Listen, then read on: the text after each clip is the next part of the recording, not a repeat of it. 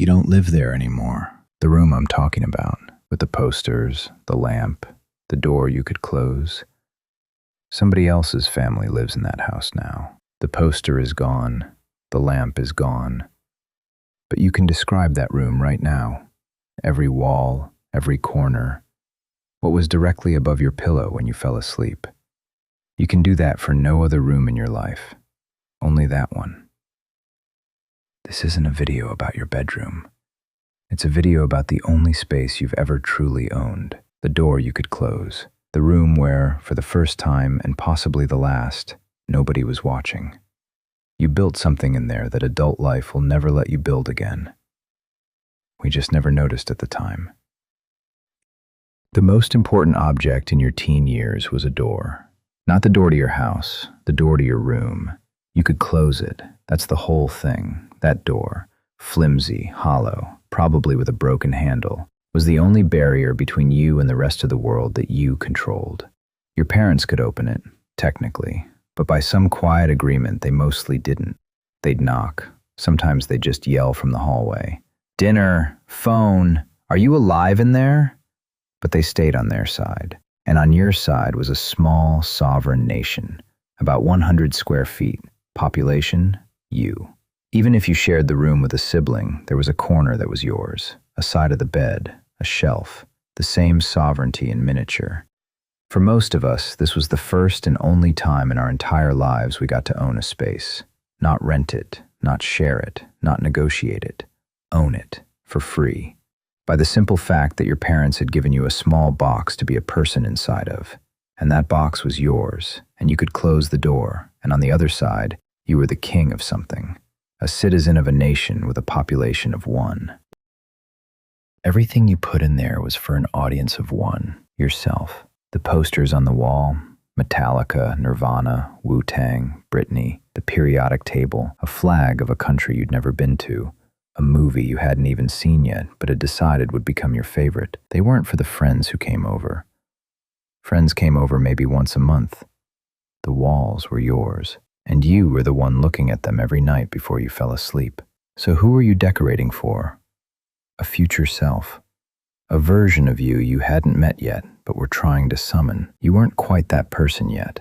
The loud one, the dark one, the cool one, the deep one. You were trying. The poster was a rehearsal, and the strange thing about the rehearsal is that it worked. In that room, slowly, you were figuring out who you were when nobody was performing back. Which songs hit your chest in a way you didn't have a word for. Which books you actually loved versus the ones you said you loved. What you looked like in the mirror when you weren't being seen. You were figuring out who you were when nobody was watching. That's the most important thing a person can figure out. Most of us only get one room to figure it out in. This one. Let me tell you what mine looked like. My walls were Metallica, Zakk Wylde, Guns N' Roses, hung exactly where I wanted them, with the kind of slow care you only have for things nobody else is going to care about. The room smelled like wood and old paper, a Sega disc on the shelf, a box of guitar picks I'd been collecting since I started playing. Whatever that combination smells like, that was the smell of being me. The stereo was almost always playing metal, almost always Metallica. My parents could have told you what Master of Puppets sounded like by the time I was 15. They hated it. My mom hated it the most. She didn't say much, but the silence on the other side of the door was always a little louder when the music was on. I would headbang in there, alone, with the door closed, until my neck hurt the next day. There was nobody to be cool for. I would slam my head forward and back until it genuinely hurt, and I would do that for pleasure, because the music required it, because the room let me, because no one was watching, no one would ever know, and nothing about the moment would ever leave that room. Some nights, when the lights were off and the music was off, and I was lying there trying to sleep, the shapes in the room would start to look like ghosts. I'd see one in the corner, by the closet door. At the edge of my vision when I turned my head, I knew they weren't real. I was old enough to know the brain makes shapes out of darkness, but I saw them anyway. And I lay there with the covers up and hosting ghosts in a kingdom I had built out of posters and a CD tower. That room had everything I was. The music, the fear, the thrill, the ritual nobody else would ever see. The version of me that only existed when the door was closed. Nobody else has ever seen the inside of that version of me. The room held it. That's what rooms like that did. Here's the strange part. You don't get a room like that again.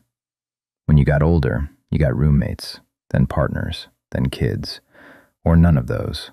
But you got a phone, and the phone is a room you're never alone in. Even right now, on whatever screen you're watching this on, somebody knows you're watching it. It's not a complaint.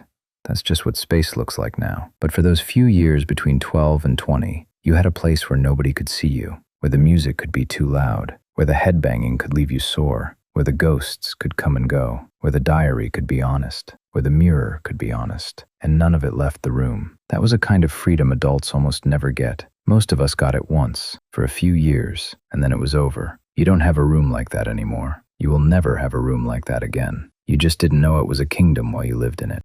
So if you remember it right now, your room, the specific room, the one with the posters you forgot were there until I said the word poster, I want you to picture it. The door, the lamp, the corner you used to face when you put music on, the shape of the ceiling when you stared at it lying down. That room is gone now. The walls have been painted over. The poster has been thrown out. The bed is somewhere else, or it's the same bed in a different room, or it's nothing. But the version of you who lived there hasn't moved. They're still in there, older, different, with more roommates, more phones, more eyes on them than they ever had before. But somewhere, when the lights are off and the music is off and you're lying there trying to sleep, they're still in the room you built, still slightly scared, still slightly thrilled, still hosting the shapes in the corner. You can visit them. You just did. The least we can do is remember the room they're still standing in.